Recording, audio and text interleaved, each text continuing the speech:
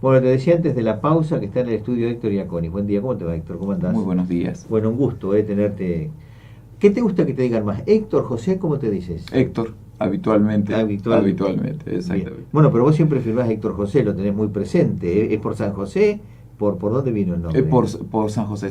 Nací el 19 de marzo, en realidad. Eso te iba a preguntar, ¿naciste el 19? Exactamente, exactamente. En realidad mi nombre iba a ser Héctor Antonio, pero por el nacimiento en el día de San José y sobre todo porque también mi padre se llamaba Héctor José, así que bueno, Ah, mira vos. fuimos dos Héctor José. Che, y fíjate vos, ¿no? En España, en México, en otros lugares, el Día del Padre es el 19 de marzo. Pues sea el día que caiga, es el 19 de marzo. Exactamente. Es, en nombre al papá más, digamos, conocido de la historia universal, ¿no? De San José, sin duda. Bueno, Para los cristianos, por lo menos. el primer tinete que llega el 9 de julio cumplía años el 19 de marzo y se llamaba Giuseppe Clemente, José Clemente. Y el nombre vino mira, por San José y Clemente por el Papa Clemente. En la historia de la familia en Italia y en Suiza, los, los antepasados míos llegaron de Suiza a 9 de julio, y casi todos los nombres eran relacionados con papas, con María, con Moisés, todos nombres bíblicos en general. Hay mucha María. María Interesante, Magdalena. interesante. Cuando uno mira la historia de la familia, empieza a ver los nombres que se van repitiendo, incluso aflora este hecho. Muy curioso.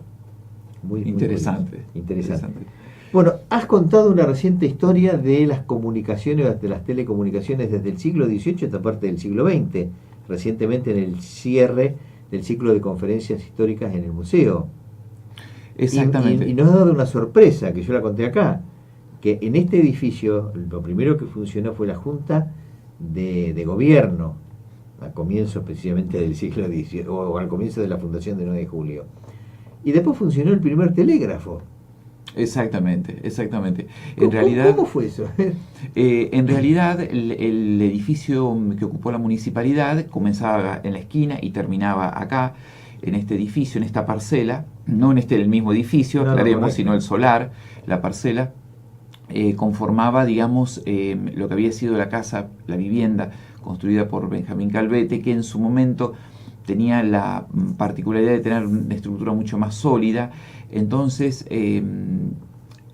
ese hecho permitió que la corporación municipal le hiciera algunas mejoras y la ocupara hasta 1876, en realidad un poquito más de 1876, porque bueno, se termina de construir el edificio de la municipalidad de una planta ubicado en el solar que actualmente lo ocupa, entonces se trasladan las dependencias de la corporación municipal, pero no así el telégrafo, que perduró un tiempo más. El telégrafo en este solar estuvo en dos oportunidades. Al instalarse, al disponerse las instalaciones de la estación telegráfica. ¿Y cuándo Luego, llega a 9 de julio el telégrafo? el telégrafo llega en 1876, es Ah, inaugurado. es inaugurado. Exactamente. Y se instala acá. Se instala acá. Luego funciona en la municipalidad, en las dependencias de la municipalidad. ¿Y a dónde se había trasladado ya lo que había sido la Junta de Gobierno de la Corporación Municipal? Al edificio de una planta construido en calle Libertad. ¿Dónde está hoy el Exactamente. palacio? Recordemos que el Palacio Municipal tuvo originalmente, digamos, una planta. De hecho, en las reformas se utilizó parte de la mampostería de la fachada, se le adosó, por supuesto, el piso superior. Y se mantuvo la disposición del patio de la municipalidad, que si bien se le hacen algunas reformas y sobre todo la gran obra posterior, que es el Salón Blanco Municipal, el Salón de Recepciones, como se llamaba originalmente, el patio, la disposición del patio se mantuvo. El patio de la Casa Municipal, por eso el concepto que tenían los municipales de la época, que la Casa Municipal era una casa de mayor jerarquía arquitectónica, tal vez que las viviendas comunes, pero no sobredimensionaba lo que después fue el Palacio Municipal. Claro. Ellos tenían el concepto de que la corporación municipal era un conjunto de vecinos, ese concepto del romano, el primero entre iguales, claro. Bueno, era un concepto muy parecido. Ellos eran vecinos que conformaban una corporación, pero eso no les otorgaba ningún tipo de privilegio especial, porque de hecho no tenían una remuneración por prestar ese servicio, salvo quienes tenían funciones muy específicas, es decir, el tesorero, obviamente, porque tenía que dedicar, y el secretario sobre todo.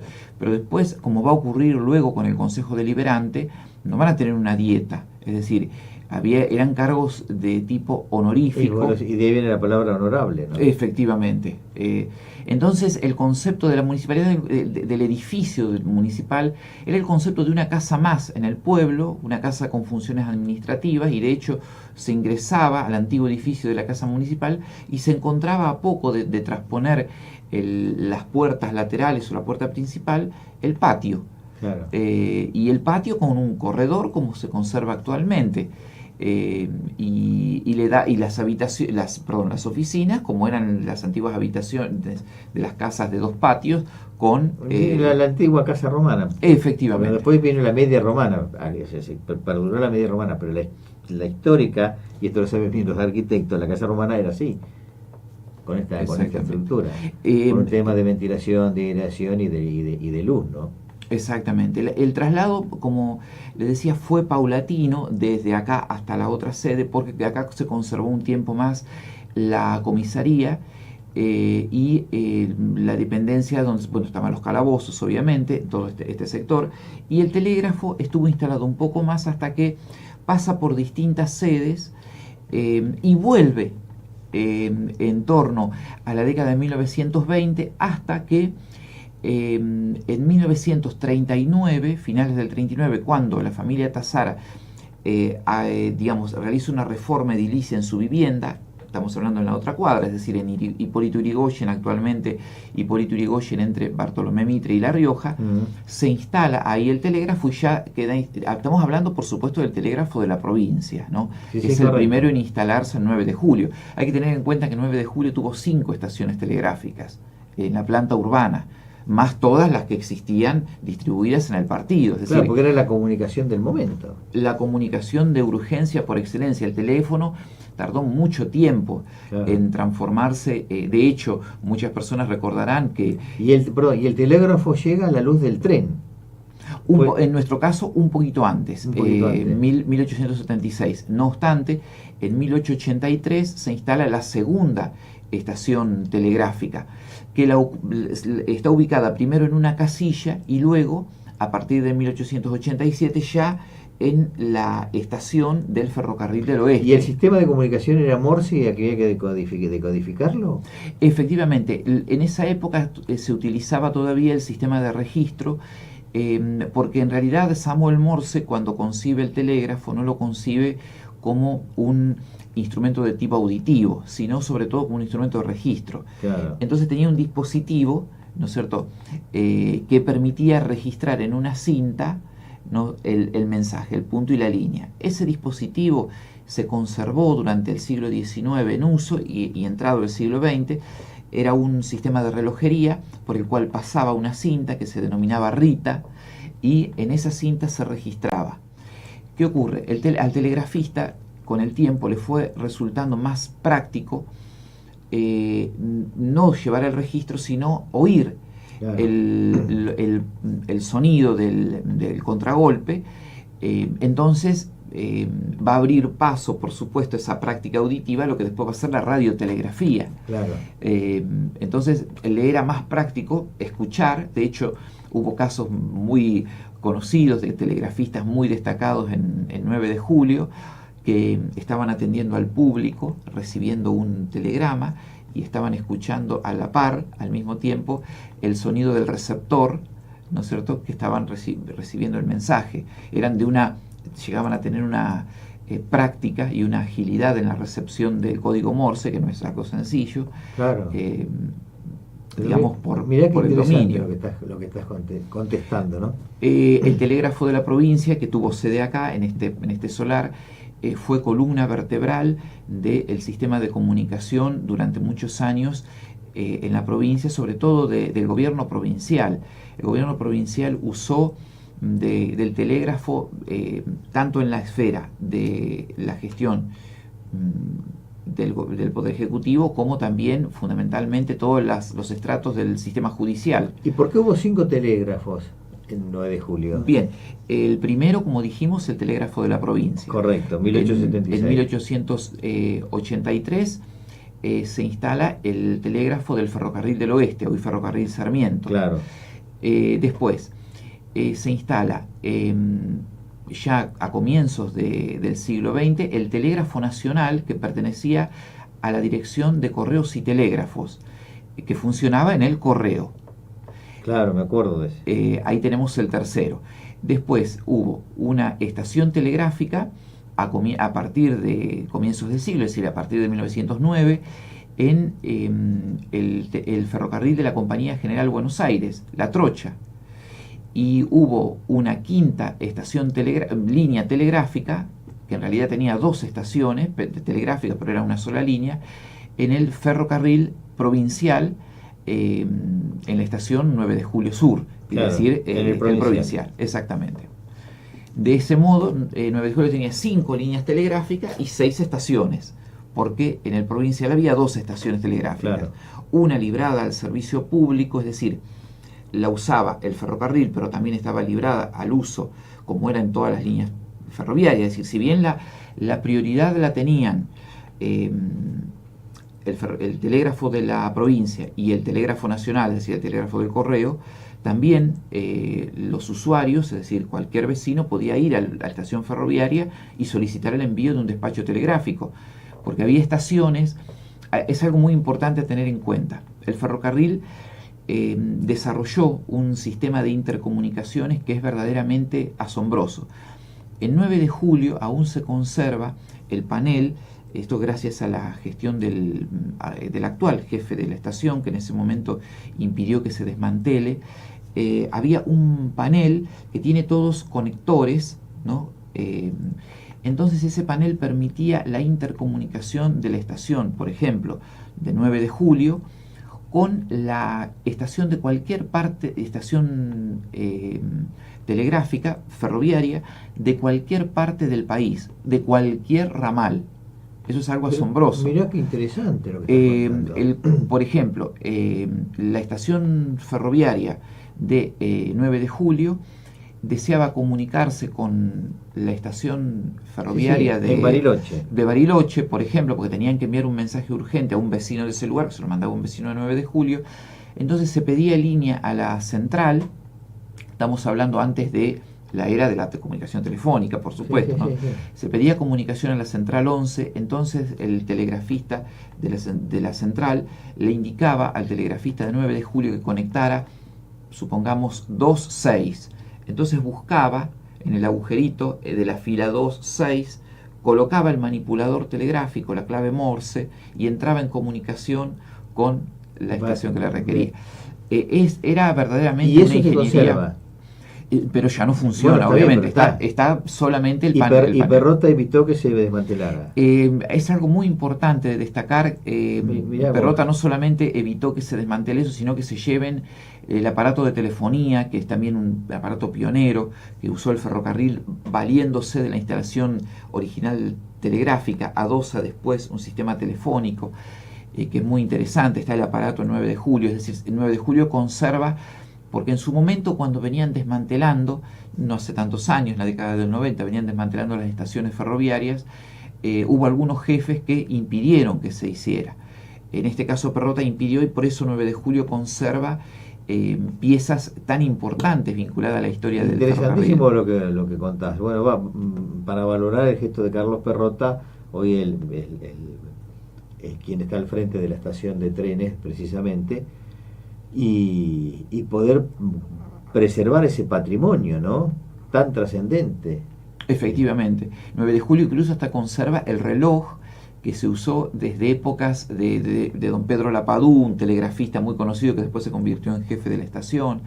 y es el reloj que está ubicado en un punto estratégico, porque está en la mesa de los telegrafistas, y inmediatamente uno levanta la cabeza y observa el reloj enseguida. Es un reloj de péndulo de los típicos relojes ferroviarios, porque el accesorio fundamental del telegrafista era tener cerca el reloj, Claro. por supuesto, para la recepción. Y existieron también historias muy curiosas, ¿no? El ferrocarril, la estación ferroviaria del Ferrocarril del Oeste, hoy Ferrocarril Sarmiento, tenía un telegrafista muy famoso que era Domingo Villafañe, un telegrafista muy rápido, era caricaturista.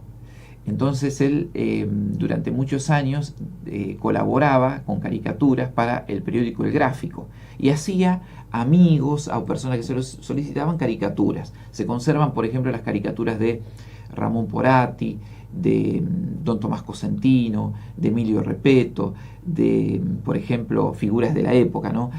¿Y todo eso dónde está guardado, está preservado?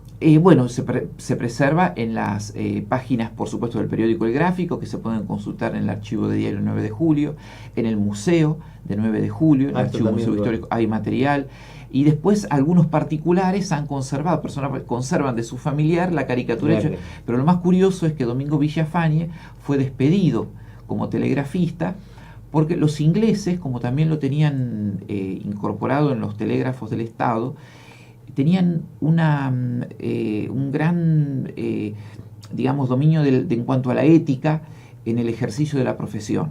Para ellos era muy importante. El telegrafista debía guardar el secreto telegráfico, que era fundamental.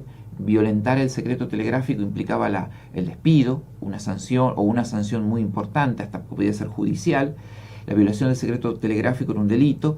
Y, por otro lado, la rigurosidad en la elaboración de los telegramas. Eso los ingleses los tenían muy, muy en claro.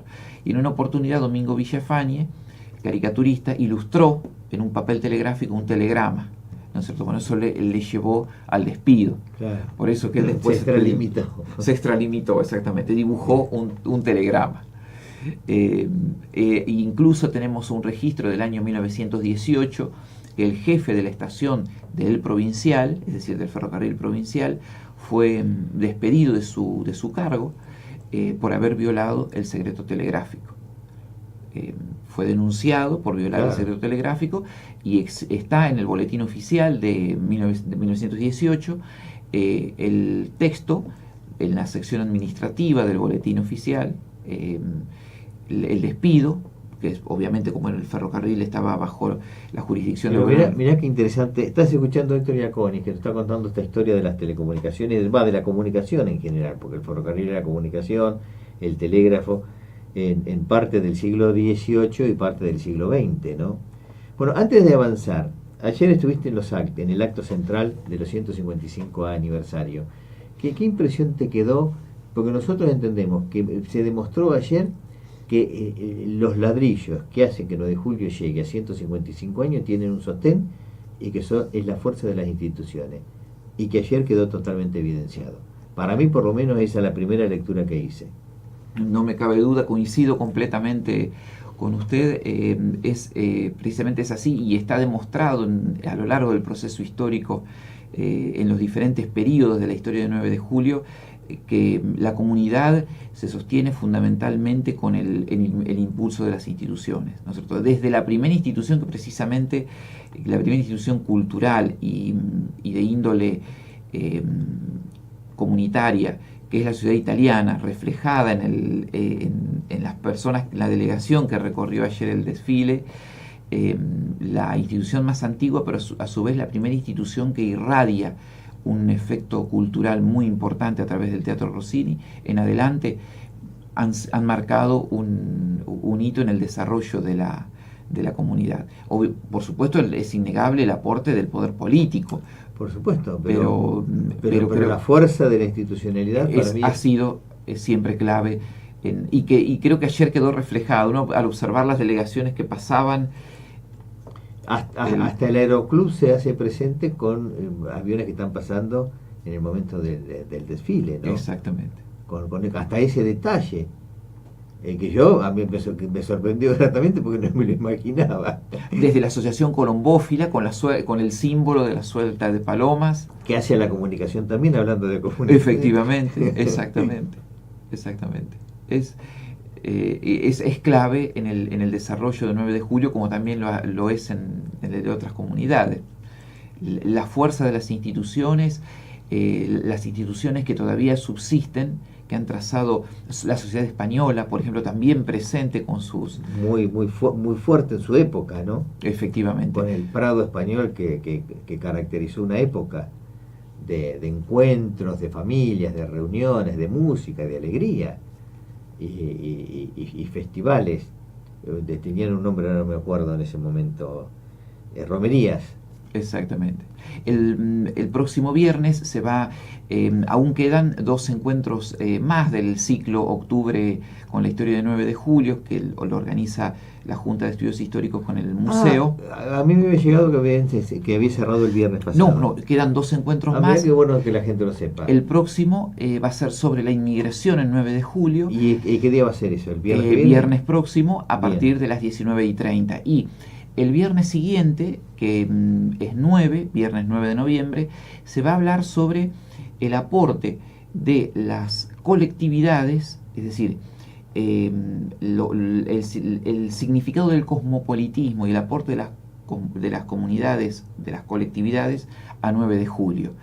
Y ahí se ve reflejado mucho el aporte de las instituciones, ¿no es cierto? Porque muchas instituciones que surgen a partir del desarrollo de las colectividades, la presencia de los inmigrantes que necesitan unirse en instituciones mutualistas, etcétera, y a partir de ahí irradian un desarrollo, la ciudad española, no solamente como ciudad española, sino también el Club Español, que desarrolló en su momento una tarea muy importante, social, es decir, las colectividades van cubriendo distintos espectros de la sociedad y con un aporte muy significativo.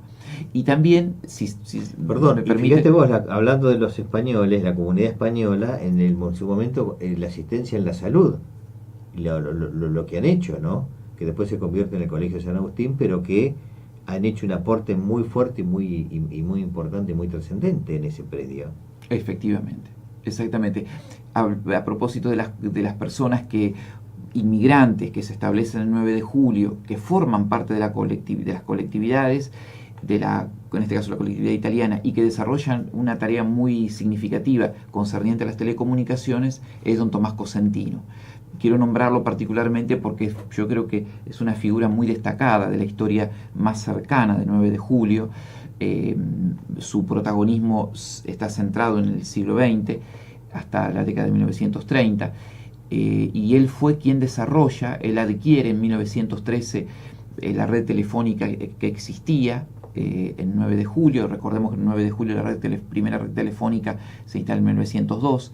Él adquiere las instalaciones de 1913, instala muy cerquita de acá, aquí enfrente, en la calle San Martín, a poquitos metros de Hipólito Yrigoyen.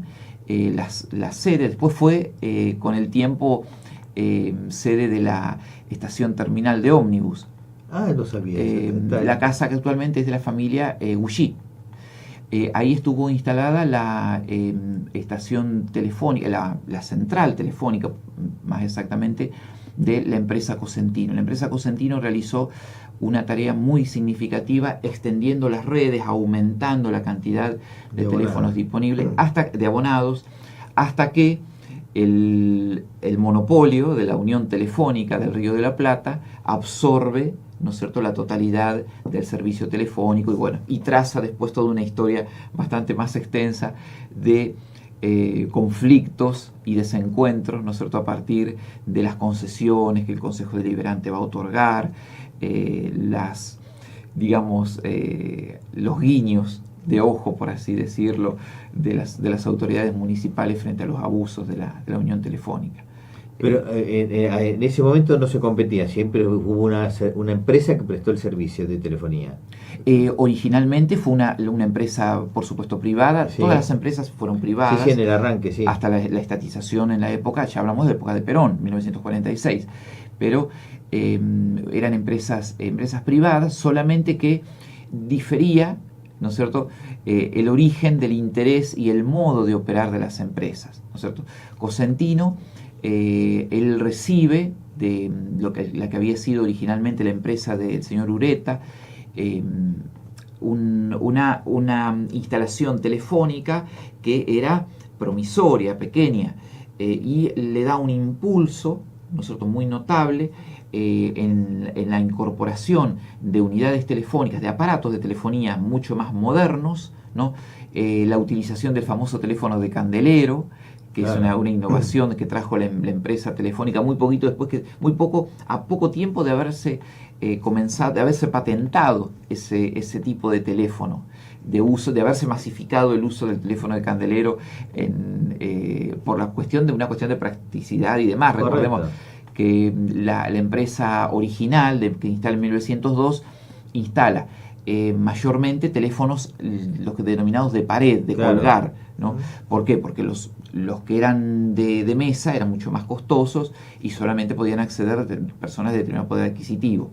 Lo importante que a partir de 1913 la empresa Cosentino reorganiza el servicio telefónico de una manera muy notable, y paralelamente coexisten, es decir, aterriza la Unión Telefónica, ¿no es cierto?, y coexisten ambas empresas, hasta que ya entrada la década de 1930, la Unión Telefónica había absorbido la cantidad de abonados, de la totalidad de los abonados, y la empresa Cosentino deja de funcionar, claro, ¿no es cierto? Y ya, digamos, si bien la empresa Cosentino también era privada, pero era una empresa privada local. Claro. La otra es una empresa de origen extranjero. Claro, sí. Venía con otra impronta y con otra proyección. Exactamente. Y la absorbió. Y en 1936, cuando el Consejo Deliberante debe determinar si le renovaba o no la concesión, se produjo una situación muy escandalosa que motivó la reacción de la prensa, porque en 1932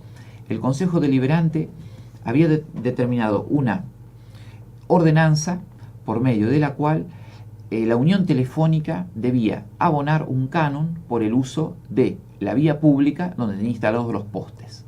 Vía pública en el interior, en la ciudad y en las localidades del partido.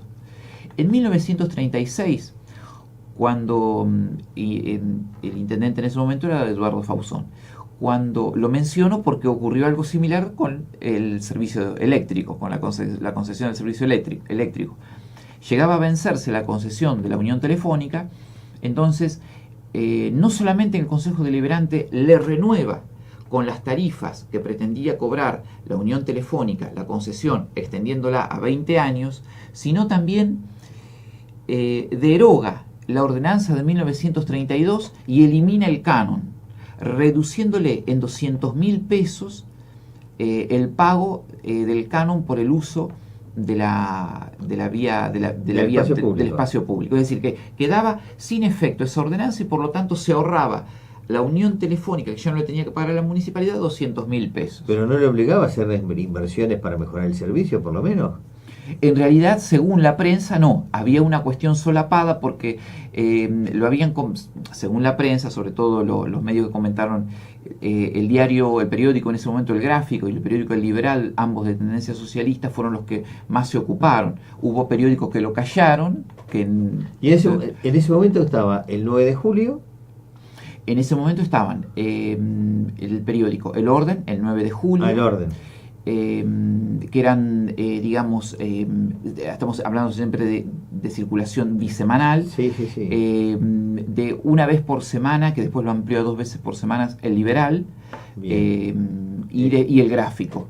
Después, El Porvenir. El Porvenir, no me salía, el de Martínez. Exacto. Y algunos otros de circulación menor, que existieron, digamos, por ejemplo, El Tribuno, que ya estaba funcionando, que después se convierte en diario, circulación más reciente. Bien.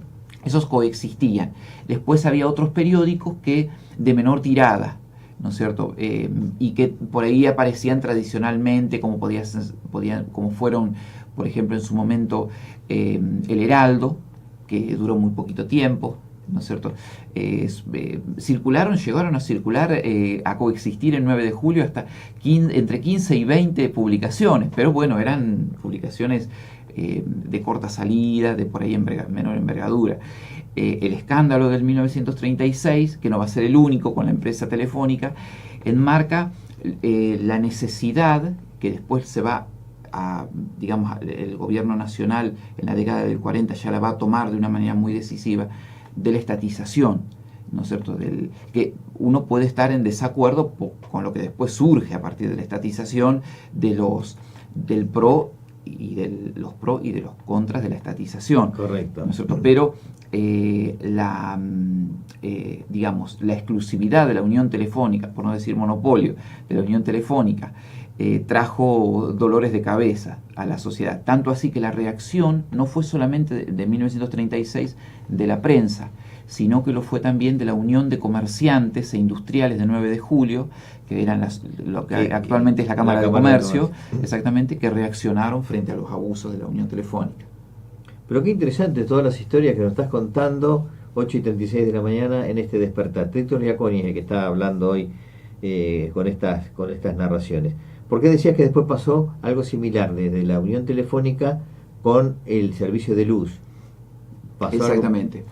Con respecto a las concesiones, recordemos que por la Ley Orgánica de las Municipalidades, la municipalidad tenía la facultad de otorgar las concesiones de los servicios públicos. Claro. En este caso, el servicio de energía eléctrica pasó por distintas etapas.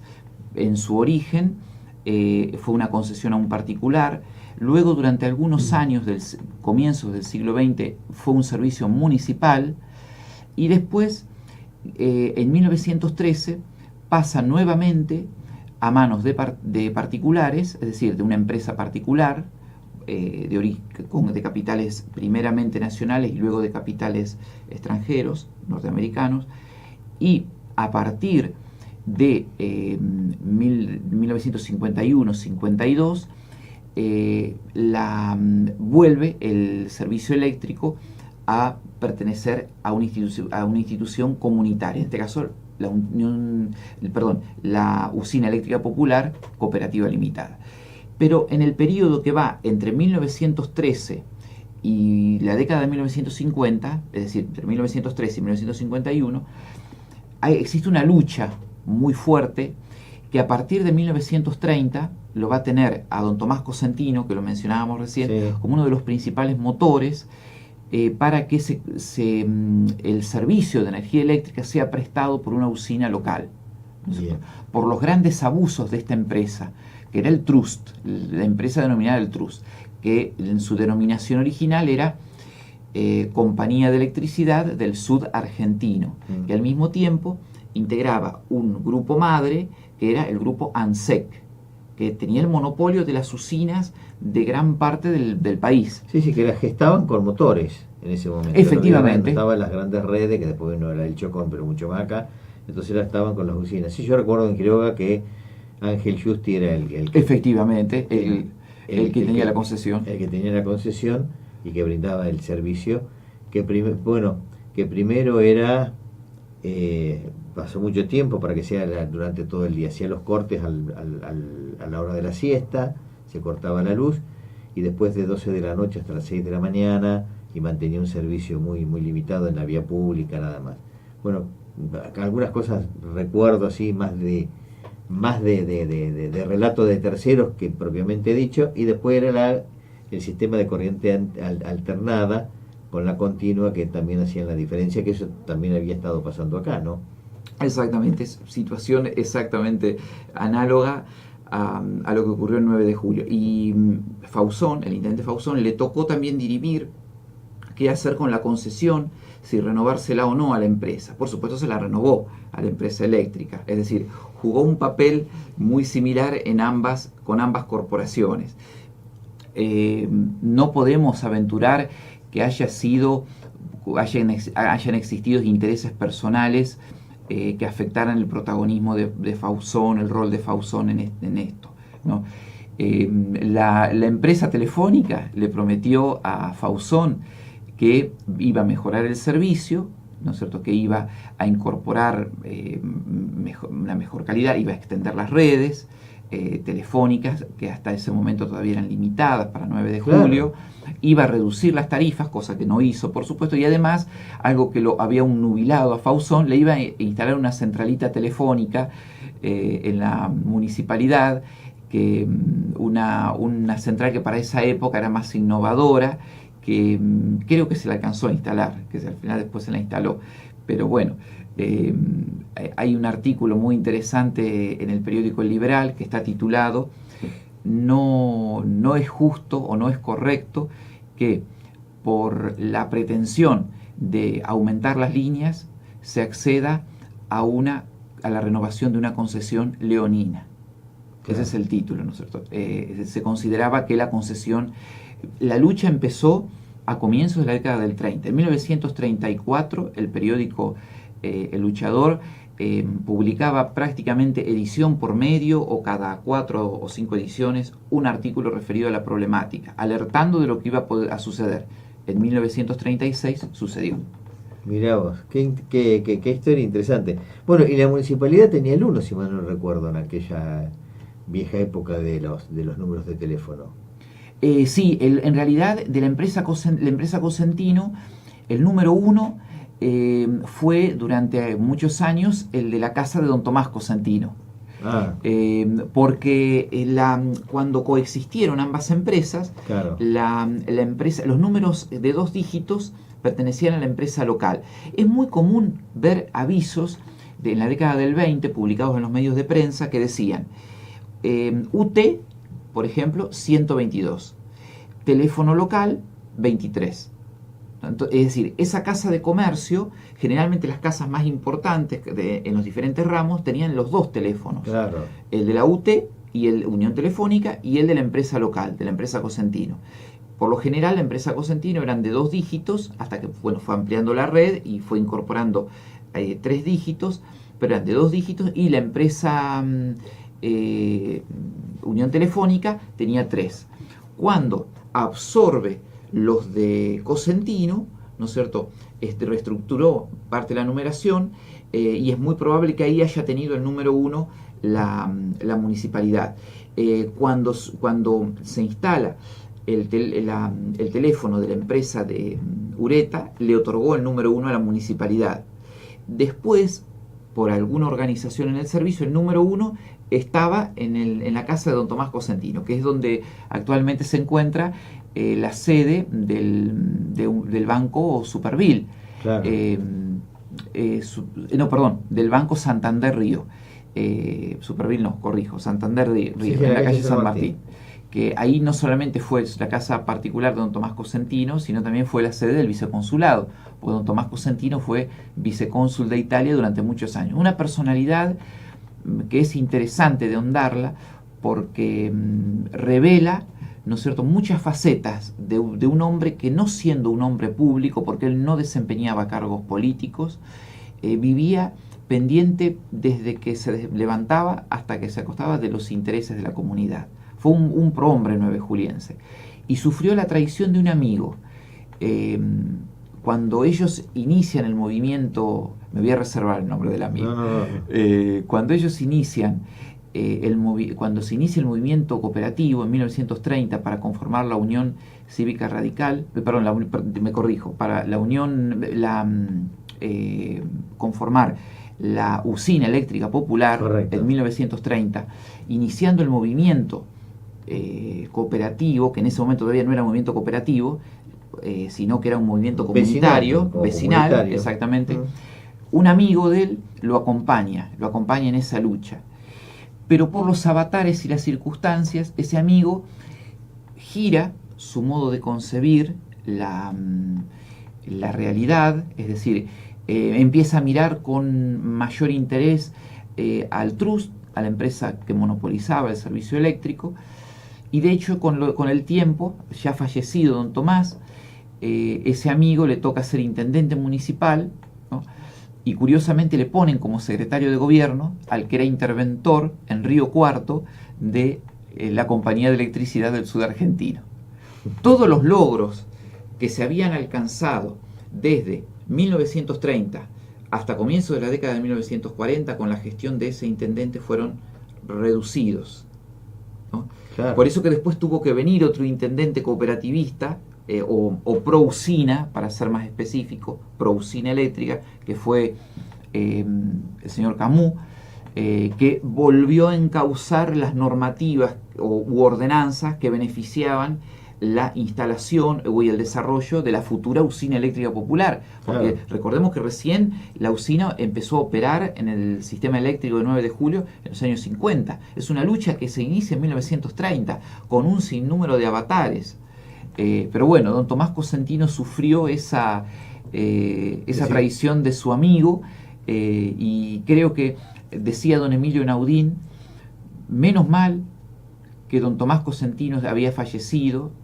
Tomás Cosentino fallece promediando la década del 30, que no vio lo que pasó después, porque le hubiera dado un gran disgusto.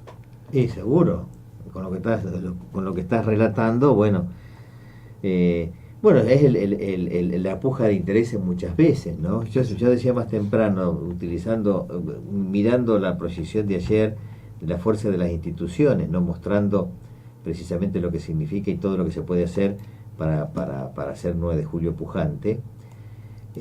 Si nosotros hiciésemos las proyecciones de políticas de Estado de muchos temas, se facilitaría el camino y se reducirían pujas, a veces como intrascendentes, que no nos damos cuenta, porque ya está el camino trazado, entonces uno sabe a dónde tiene que llegar, entonces se facilitaría ese camino, que es lo que pasa hoy en la sociedad contemporánea, pero no solo a nivel 9 de julio, a nivel distrito, provincial, y en el orden nacional exactamente lo mismo.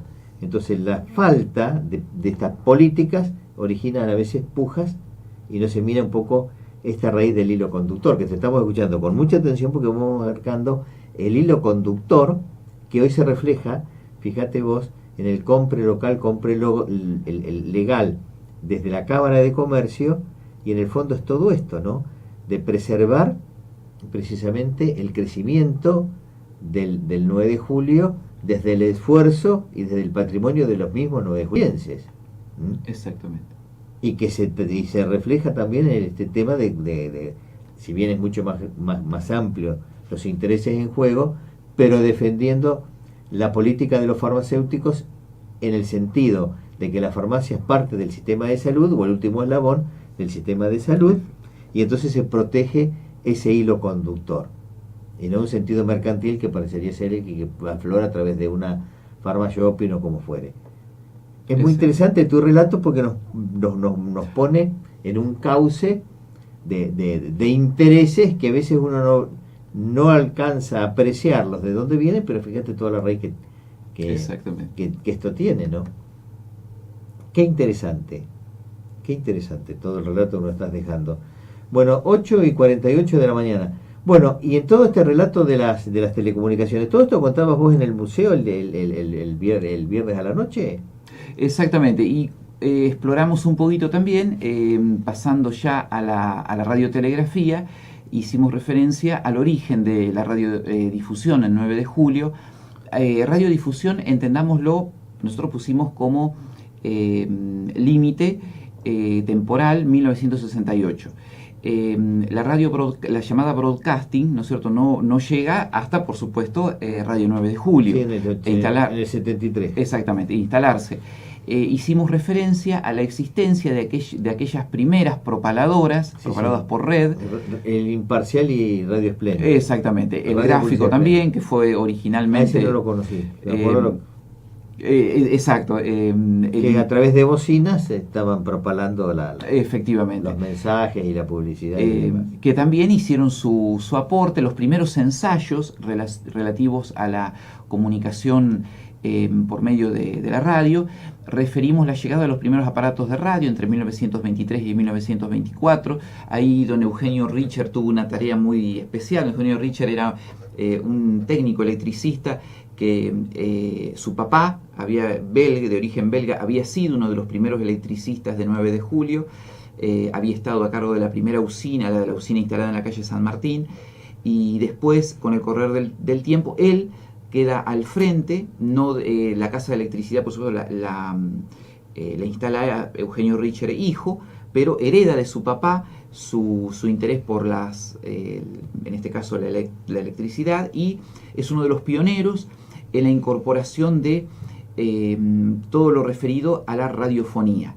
Los primeros radioaficionados del 9 de julio, que empiezan a operar precisamente entre los años 1923 y 24, van armando sus equipos, porque cabe recordar que, salvo excepciones, los mismos radiooperadores que en su origen empezaron con radiotelegrafía y que después pasaron a radiotelefonía, ellos armaban sus equipos con elementos que adquirían, y para lo cual don Eugenio Richter tuvo un aporte muy significativo, porque él era distribuidor de algunas empresas de Buenos Aires de todos los accesorios que se necesitaban, instrumentos que se necesitaban para poder armar los equipos. Mirá qué interesante. Y en ese momento ya comienzan a obtener, entre finales de la década del 20 y sobre todo durante la totalidad de la década del 30, las licencias, los que fueron los primeros radiooperadores de 9 de julio. En ese momento el Ministerio de Marina otorgaba las licencias, el Estado mantuvo la exclusividad para otorgar las licencias de radio aficionados o radiooperadores. Y después, durante muchos años, el Correo se hizo cargo de eso, es decir, el radiooperador debía rendir un examen, entre lo que se incluía la telegrafía. La telegrafía fue, cabe destacarlo, hoy parece hablar de telegrafía obviamente como algo sumamente lejano, muy lejano, pero en su momento había en 9 de julio academias de telegrafía. Durante algunos años se enseñaba en algunas escuelas de enseñanza para adultos, cursitos de telegrafía, y se enseñaba también de manera particular. A veces antiguos telegrafistas ya jubilados, como una forma también de ingreso económico, enseñaban telegrafía. Porque la telegrafía significaba una salida laboral interesante, porque recordemos, 9 de julio tenía 5 estaciones, pero además hay que sumar todas las estaciones ferroviarias del partido. Correcto. Que tenían instalación telegráfica. Sí, yo me acuerdo de la de Quiroga, que estaba instalada en la misma estación. En la misma estación, exactamente. Todas las estaciones ferroviarias tenían su instalación telegráfica, su estación telegráfica, y un telegrafista era muy valorado y por supuesto tenía trabajo. No sé si tan seguro, pero bueno, tenían trabajo, que era muy importante en el ferrocarril, como claro, también en las reparticiones del Estado. Así que bueno, hablamos un poquito también sobre la telegrafía, sobre la radiotelegrafía, sobre el origen de la radioafición, y mencionamos también una vivienda también muy cercana acá, en la calle San Martín, entre la calle Libertad y Robio, casa de 2 plantas, que muchos recordarán que fue sede de la Unión Telefónica. Actualmente es del señor Vázquez, tiene instalado un comercio.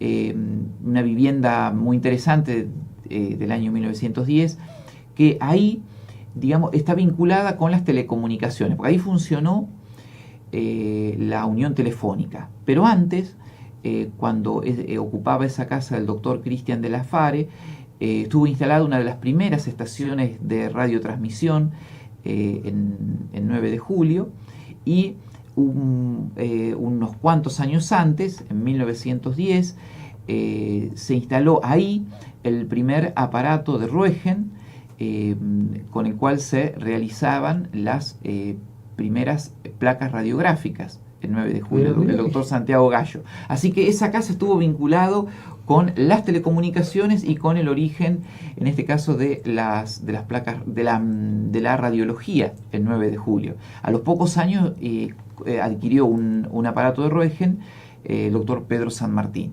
El doctor Gallo y el doctor San Martín fueron los primeros en practicar radiología el 9 de julio. A los pocos años también lo incorpora el hospital, el aparato de rayos. Pero mirá qué interesante. Bueno, para aquellos que se ubiquen, es el edificio que estaba pegado durante muchos años, funcionó la escuela normal o de comercio. Se daba clase. Pegado a la Casa de la Unidad, exactamente. Claro, que hoy es la Casa de la Unidad. Exactamente. Que durante muchos años, bueno, pasaron muchas generaciones ahí estudiando, ¿no? Pero mira que una casa con una fachada muy linda y que hay que preservar y cultivarla, por otro lado, ¿no? Exactamente. Que es muy interesante.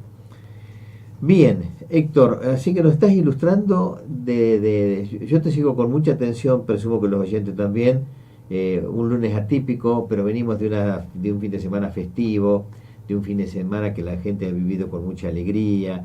Fíjate todas las cosas que han ocurrido, ¿no? Poner bien arriba el tema del autismo, con una barrileteada en el campo de deportes de la escuela técnica, el Vía Crucis, o el paseo del Vía Crucis, que se vivió como una verdadera feria al aire libre, con convivencias, con música, con participación, la gente que llevaba su mate, su silla, y se sumaba a la festividad, el desfile anterior, el mismo sábado, lo que ocurrió dentro del Salón Blanco y con el mensaje del intendente mostrando precisamente la importancia de que el 9 de julio se va a hacer trascendente y pujante de la mano de cada uno de nosotros y anexando lo que decía Barroso, todos tirando para el mismo carro. Y entonces quedó como un día con mucha alegría, con mucha festividad, ¿no? Entonces las noticias las hemos contado más temprano y dábamos espacio a este relato tuyo, que sabíamos que iba a ser enriquecedor, y también interpretando lo que ha significado este cumpleaños de 9 de julio. 155 años, que no es poca cosa, ¿no? Exactamente. Creo que algo muy, muy interesante de destacar es que no haya sido un acto central, sino que se haya celebrado el día sábado en el acto protocolar y luego el desfile, ¿no? Y todas las demás manifestaciones. Tradicionalmente el desfile significaba, ¿no es cierto?, el desarrollar la centralidad del festejo del aniversario del 9 de julio. El que se haya desdoblado en un acto protocolar y en un desfile también revela la importancia que se le dio en este caso, en este año, a la celebración. Bueno, pero a mí en el comienzo de tu charla, hablando de la corporación común municipal, que eran grupos de vecinos, que nadie era más que otro, ayer los funcionarios estaban totalmente integrados, se despojó el palco, eran uno más en el resto. Fíjate vos qué detalle eso, ¿no? Y si se había escogido el lugar al lado del mástil de la bandera, pero era uno más, no molestaban absolutamente, miraban como el resto de todos los ciudadanos. Me pareció un sentido de integración, rescatando esto que vos decías de aquella época de la corporación municipal, y que a lo mejor la gente no se dio cuenta que estaban como parte de los festejos. Ellos también son parte de los festejos, como el mismo vecino es parte del festejo. No es patrimonio de la autoridad o del intendente. Los 155 aniversarios se va a canalizar desde la institucionalidad a través precisamente de los organizadores que le corresponde al municipio, pero que los funcionarios son vecinos que deben celebrar, como vos, como yo, como cualquiera, el aniversario de la ciudad. Y esto me parece que fue una lectura que a lo mejor la gente no se dio cuenta, no sé si se pensó o fue casualidad, pero cuando uno hace interpretaciones de imágenes y de situaciones, esta es la que me viene a mí en este enfoque y en este análisis, ¿no? Exactamente, sí, es un detalle muy interesante que muchas personas lo comentaban durante el desfile, la no existencia del palco oficial. Claro. Que fue durante muchos años, digamos, y que se liga a diferentes etapas de la historia, ¿no es cierto? Porque es el mismo palco en el que en su momento estuvieron las autoridades democráticas, pero también estuvieron otras autoridades no democráticas. Así es. Y uno observa determinadas fotos. Hay unas fotografías muy interesantes de las celebraciones de 1979, de la celebración del aniversario del pueblo, ¿no? De la ciudad. Y hay unas imágenes del palco oficial con las autoridades, vecinos de buena voluntad, que trabajaban en ese momento, pero estaban las autoridades provinciales también, Iberico Saint-James, gobernador de entonces, el jefe del regimiento en Junín, que habían venido en realidad porque la magnificencia de ese evento marcaba el que se quisiera resaltar la figura del expedicionario al desierto, porque en 1979 se había marcado como el centenario de la conquista del desierto iniciada por el general Roca.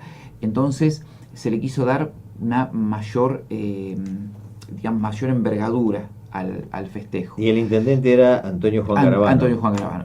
Quisieron traer ese año los restos de Julio de Bedia, ¿no? Es una historia también muy atractiva, que no se encontraron, pero no se pudo traer a los restos de Julio de Bedia.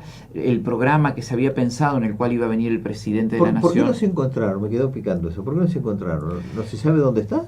En realidad es una historia compleja con varias aristas. Julio de Bedia fue sepultado, según los documentos históricos, oficialmente en el cementerio de la Recoleta, en la bóveda de su yerno, Octavio Justiniano Molina, que era el esposo de su hija Manuela. Se lo sepulta en ese lugar. Ahí es donde está registrado el ingreso de Julio de Bedia al cementerio de la Recoleta. No hay ningún documento que señale egreso de los restos de Julio de Bedia. Lo cierto es que cuando en 1979 fueron a exhumar los restos de Bedia, no estaban en ese lugar. Revisaron ese mausoleo, revisaron los mausoleos de otras familias vinculadas con la familia Bedia. Los restos no se encontraron.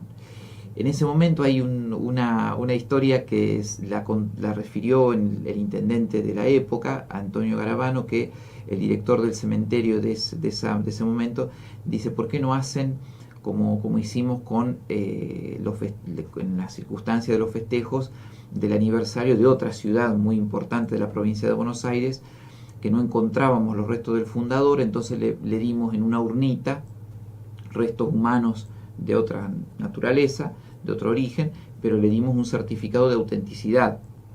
Entonces los sepultaron, hicieron todos los actos y demás, pues ya tenían hecho el mausoleo. Así que hay una ciudad de la provincia de Buenos Aires que tiene los restos de alguien. ¿Y te acordás cuál es la ciudad? Creo que lo puedo decir, Bahía Blanca. No sabías el detalle, mirá vos. Entonces tenían que llevar a su fundador al lugar donde le habían predispuesto. Y Garabano no quiso con un... Bueno, y las autoridades municipales del 9 de julio no quisieron, porque es un tema ético muy fuerte. Efectivamente, era un fraude que por supuesto no iba a trascender, pero no podían con su conciencia, no podían era muy fuerte. Quien conoció a Garabano no se iba a prestar una jugada así. Entonces quedó el mausoleo a medio construir en la catedral, que estuvo hasta hace poquito tiempo. Hará unos 10 o 12 años que fue quitado. Ingresando a la catedral, hacia la derecha, donde después funcionó la librería, estaba ubicado el mausoleo donde iba a estar sepultado Julio de Bedia. Hay una historia también que quedó ahí en la familia. ¿Y no habrá ido al Chaco los restos de él? Bueno, existió una versión, ¿no? Existieron en realidad varias versiones. Uno, que los restos de Julio de Bedia estaban en Pilar, que habían sido retirados por una rama de la familia que no estaba de acuerdo, a la que no se las había consultado con el traslado, entonces los sepultaron en Pilar. Eso lo afirmó en una oportunidad el doctor Enrique de Bedia, que descendiente de Julio de Bedia.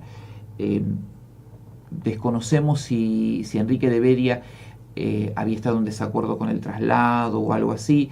Él vino en ocasión de la celebración del centenario del fallecimiento de Julio de Bedia en 1992, y de hecho trajo unas donaciones de objetos que están en el museo, que habían pertenecido a Julio de Bedia, pero él sostenía, Enrique de Bedia, que estaban sepultados Julio de Bedia en un mausoleo en Pilar.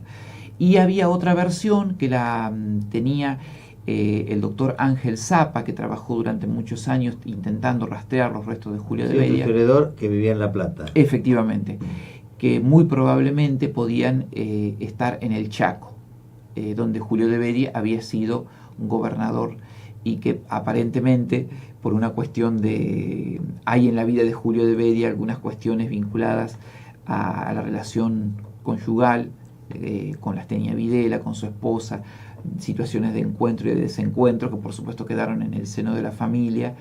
Recordemos que Lastenia Videla, esposa de Julio de Bedia, había sido una de las primeras novias de Juan Bautista Alberdi, ¿no? Y hay una historia en García Hamilton, que en Vida de un ausente, el libro biográfico novelesco en cierto modo de García Hamilton, que asegura que Alberdi quiso volver cuando viene en la década de 1880 a reencontrarse con Lastegna, ya él avanzado en la edad, Claro. Pero ese dato no es exacto. Según Padilla, el otro historiador, ese encuentro no se produjo, sino simplemente fue una visita, pero no hubo un encuentro con un interés, porque Julio de Vedia vivía todavía. Julio de Vedia lo sobrevivió Alberdi. Alberdi fallece, si mal no recuerdo, en 1884 y Julio de Vedia en 1892. Pero bueno, con Lastegna Videla hubo una relación muy fluctuante conyugal, y aparentemente, según una hipótesis que manejaba el doctor Zappa, alguna persona que había tenido un vínculo afectivo especial con Julio de Vedia, de manera reservada, había hecho sacar los restos de Julio de Vedia del cementerio de la Recoleta y lo había llevado. Pero eso no hay documentación no podemos aseverarlo porque no hay documentación que lo... Pero, oficialmente Julio de Vedia está sepultado en la Recoleta, según las fuentes documentales. Pero mira Julio de Vedia, el fundador de Julio, el entretelón que ha originado. Héctor, bueno, muchísimas gracias por el gesto, es muy interesante escucharte, pero bueno, no hay más tiempo, vos también tenés tus compromisos, te queremos agradecer el gesto y bueno, vamos a seguir hablando de estas historias que nos van a seguir enriqueciendo absolutamente a todos, así que siempre queda abierta la convocatoria. Muchas gracias. Que disfrutes del lunes. Bueno.